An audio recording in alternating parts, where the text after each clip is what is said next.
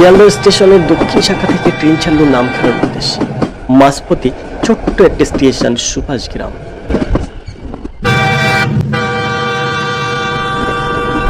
স্টেশনের মাঝখানে গেট দিয়ে সামান্য হেঁটে এগোলেই চোখে পড়বে এক অপরূপ রূপ। ছোট্ট ছোট্ট ঘরবাড়ি, চারিদিকে সবুজ প্রকৃতি, গাছপালা আর পাখিদের কলরব। প্রকৃতির সমস্ত সৌন্দর্য যেন উজাড় করে দেওয়া হয়েছে এই গ্রামে। এই গ্রামের পথ ধরে হাঁটলে মনে হবে প্রকৃতির সঙ্গে ফুলের একটা নিবিড় সম্পর্ক। যেমন সুন্দর এই গ্রাম, এখানকার মানুষগুলো তেমন সহজ এবং সরল। এই গ্রামের বেশিরভাগ মানুষের প্রধান জীবিকা হলো বাগান থেকে টাটকা ফুল সংগ্রহ করে বাজারে বিক্রি করা। এই ছোট্ট গ্রামে এক কুড়ে ঘরে বাস করত সুরমা, যে এই গল্পের প্রধান চরিত্র। সুরমার কোল আলো করে পুত্র সন্তান আসার পরই তার স্বামী মারা যায়। এরপর থেকে বাবাহারা ছোট ছেলেকে নিয়ে সুরমার সংসার। ইনি হলেন কানকাটা বিশু, গ্রামের একজন ফুল ব্যবসায়ী। ছোটবেলাতেই এক দুর্ঘটনায় এনার কান কাটা যায়, তাই সবাই এনাকে কানকাটা বিশু বলেই ডাকেন। ইনি হলেন ফুলপঞ্চা। ছোটবেলা থেকে ফুলের ব্যবসা করছেন বলে এনার নাম হয়ে গেছে ফুলপঞ্চা। আর এই যে দেখতে পাচ্ছেন, ইনি হলেন এই গ্রামের প্রধান মাতব্বর, যার কথা এই গ্রামের শেষ কথা। কিন্তু এনার স্বভাব চরিত্র একদমই ভালো নয়, সবসময় গরিব মানুষের ঠকানোর ধান্দায় থাকেন। তো বন্ধুরা, তোমরা এতক্ষণ ধরে গল্পের চরিত্র দেখলে, এবার চলো মূল গল্পে চলে যাওয়া যাক। স্বামী মারা যাওয়ার পর সুরমা তার ছেলেকে নিয়ে বাঁচার জন্য সবার মতো ফুলের ব্যবসা বেছে নিল। প্রতিদিন ভোর রাতে যখন সবাই ঘুমিয়ে থাকতো, সুরমা গাছ থেকে তাজা ফুল সংগ্রহ করত। সকাল হতে না হতেই বাজারে নিয়ে যেত। তার ফুলগুলো এত সুন্দর আর টাটকা হতো যে বাজারের সব ফুলই সুরমা সবার আগে সবচেয়ে ভালো দামে বিক্রি করতে পারত। সুরমার এমন সুন্দর ফুল সংগ্রহের কারণে অন্যান্য ব্যবসায়ীরা বাজার পেত না। বিশেষ করে ওই কানকাটা বিশু আর ফুলপঞ্চার ব্যবসা লাটে ওঠার জোগাড়। একদিন হলো কি, তখনও সূর্য ওঠেনি, অন্ধকার আকাশ। সুরমার লন্ঠন হাতে জঙ্গলে বাগান থেকে এখান থেকে ওখান থেকে সবচেয়ে সুন্দর আর টাটকা ফুলগুলো তুলছে। ধীরে ধীরে সকাল হতেই পঞ্চা এবং বিশু, আজ বৃহস্পতিবার, কিছু ফুল বেশি বিক্রি হবে। হ্যাঁ, সঙ্গে বেশি করে বেলপাতা, তুলসী পাতা আর দুব্ব। ভালো কিছু নীলকণ্ঠ পেলে মালা গেঁথে নেব। হ্যাঁ গো, লক্ষ্মী পুজোয় আবার নীলকণ্ঠ কি হবে? আরে কণ্ঠে মালা দেবে, তার আবার নীল সাদা, সবুজ না হলেই হলো। কি গাছ তো সব ফাঁকা।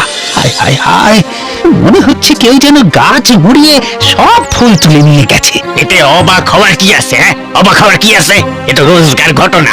আজ আবার বৃহস্পতিবার। আরে সেই কারণেই তো আলো ফোটার সাথে সাথে এলাম, তাতেও সব নিয়ে ভেগেছে হতচ্ছাড়ি। আমাদের ফুলের ব্যবসা বোধহয় এবার ডকে উঠলো। চলো এবার সারাদিন ওই ভ্যান টানো। সত্যি তো, ফুল না পেলে বেচবোটা কি? সারাদিন মাঠে কাজ করি, ফুল বেচে একটু উপরি আয় হয়, তাও এই বিক্রি করতে দেবে না। আজ আজ ওর একদিন কি আমাদের একদিন। চলো তো চলো।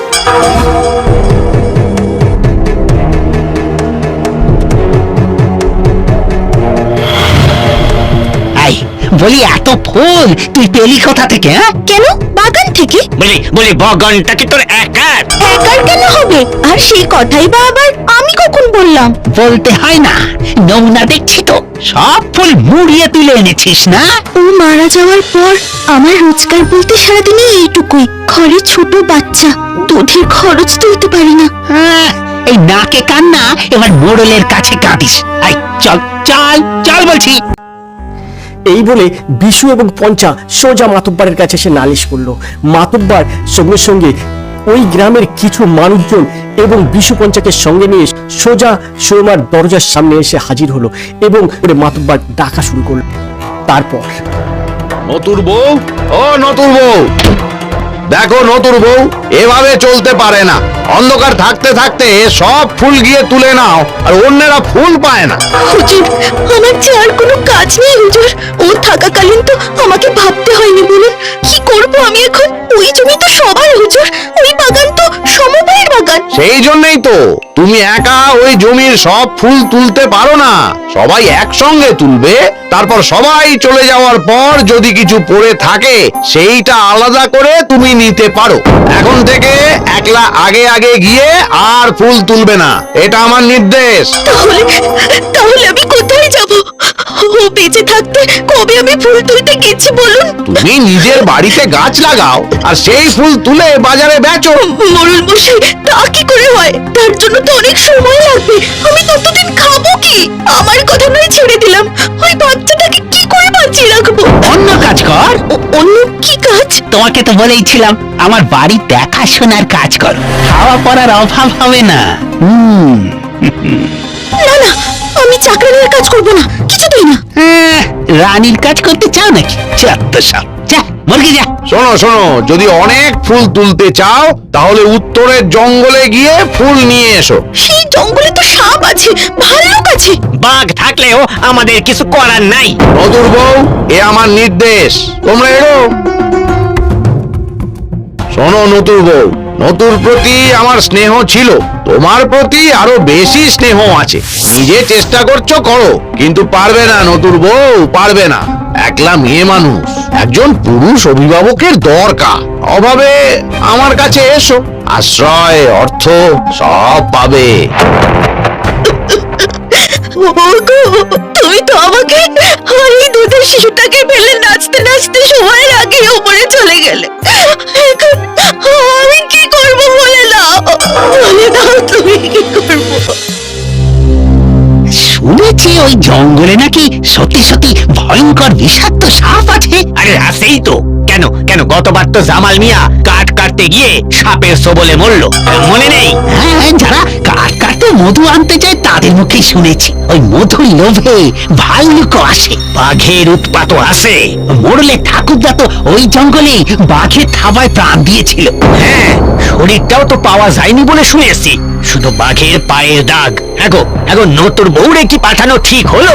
থামো তো, ওকে তো আমি অন্য কাজের সুযোগ দিয়েছিলাম, নিল না। ব্যাস, আমাদের আর কি করার আছে। পরের দিন সকাল হওয়ার ঠিক আগের মুহূর্তে নতুন বউ চলল মোড়ল মশের কথা মতো পাশের বন জঙ্গল থেকে ফুল সংগ্রহের উদ্দেশ্যে। বাঘের ডাক, শিয়ালের ডাক, এমনকি সাপেরও উৎপাত। ঘন কালো জঙ্গলে নতুন বউ হাঁটছে আর ভয় পাচ্ছে।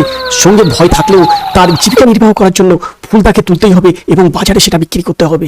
ঘন কালো জঙ্গলে যাচ্ছে, যেতে যেতে হঠাৎ ভয় পেলে চলবে না, আমাকে ডুবতেই হবে। হে ঈশ্বর রক্ষা করো, ঈশ্বর রক্ষা করো। মনে হচ্ছে চারপাশে কারা যেন জঙ্গলটা পাহারা দিচ্ছে, গা ছমছম করছে। ও মা গো, মা মনসা রক্ষা করো, মা রক্ষা করো। ঘরে ফুলের মতো বাচ্চা রেখে এসেছি, মা রক্ষা করো, মা রক্ষা করো, মা রক্ষা করো। আরে দুধের বাচ্চা ফেলে এই কোন জীবনের পথে আমি এলাম? মা গো, আমি ছাড়া তার যে আর কেউ নেই, মা রক্ষা করো, মা রক্ষা করো, রক্ষা করো, মা। হে ঈশ্বর, আমি মরলে আমার ছেলেটার কি হবে? হে ঈশ্বর,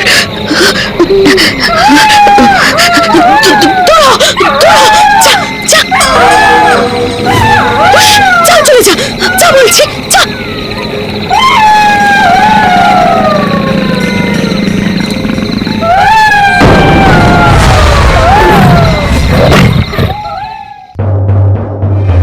আরে সত্যি তো বনে গিয়েছিল দেখছি, কিন্তু বেচারি ফুল আনেনি। আরে বাবা, নিজেকে নিয়ে ফিরেছে, এই যথেষ্ট। অজয়, আমার প্রস্তাবটা বনে আছে তো?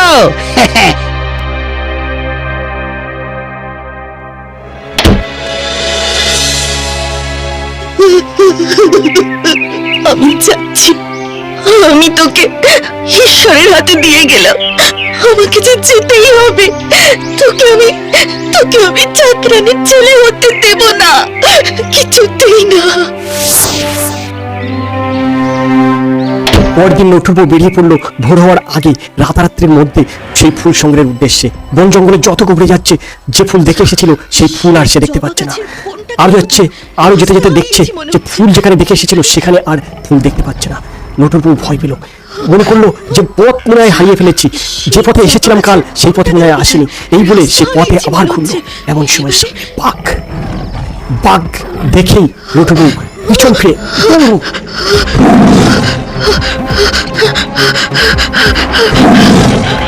প্রাণপণ চেষ্টা করলো দৌড়িয়ে তার প্রাণ বাঁচানোর জন্য। বাঘও তার পিছন পিছন, শেষ পর্যন্ত পিছনে সরোবর, সামনে বাঘ। কোনটা নটুর বউ করবে? নটুর বউ পিছনের দিকে যেতে পারছে না, সামনের দিকে যেতে পারছে না। হঠাৎ বাঘ নটুর বউর দিকে এগাতে এগাতে এগাতে এগাতে সোজা সরোবরে নামলো। তারপর কি বলছো? যাবো? যাই?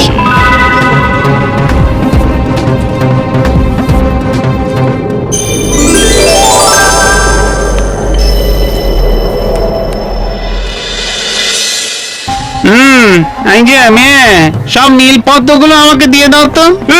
মামার বাড়ি আর কি, আমার জন্য 5টা। আমি আগে বলেছি। এই আগে বলে কি মাথা কিনে নিয়েছেন নাকি? আগে তো বলা হতো সূর্য পৃথিবীর চারদিকে ঘোরে, সেটা কি ঠিক? এখানে ঝগড়া করবেন না। নীলপদ্মের দাম একটা 100 টাকা। আপনাদের মধ্যে যিনি বেশি দাম দেবেন আমি তাকেই ফুলটা দিয়ে দেবো। এদিকে কানকাটা বিশু আর ফুলপঞ্চার কপালে ভাঁজ পড়ল। সুরমার সব ফুল বিক্রি হয়ে যাচ্ছে, কিন্তু তাদের ফুল বিক্রি হচ্ছে না। এইদিকে ফুলপঞ্চা এবং কানকাটা বিশু দুজনে যুক্তি করলো। এবার পেছন পেছন গিয়ে শুধু দেখে নিতে হবে বেটি কোত্থেকে ফুল পাচ্ছে। এইভাবে পরদিন রাত থাকতে থাকতে নতুন বউ জঙ্গলে যায়, তার পিছনে কানকাটা বিশু এবং ফুলপঞ্চা পিছু নেয়। একসময় ফুলপঞ্চা এবং কানকাটা বিশু দুজনে যুক্তি করে। কিন্তু এইভাবে জঙ্গলে ঢোকাকে ঠিক হবে? সব টাপ চুপ, একটা মেয়ে মানুষ যেতে পারছে আর আমরা পারবো না। চলো। আরে আরে ওটা ওটা কি বেরোলো বলতো? আরে শিয়াল টিয়াল কিছু হবে। চলো চলো। এই বলে তারা দুজনে আবার সুরমার পিছু লাগে। তারপর আমাকে ছেড়ে পালিও না গো। দাঁড়াও দাঁড়াও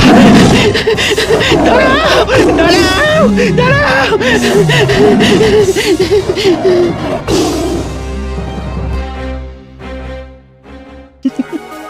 মোড়ল মশাই বলেছিল আমার পুরুষ অভিভাবক প্রয়োজন।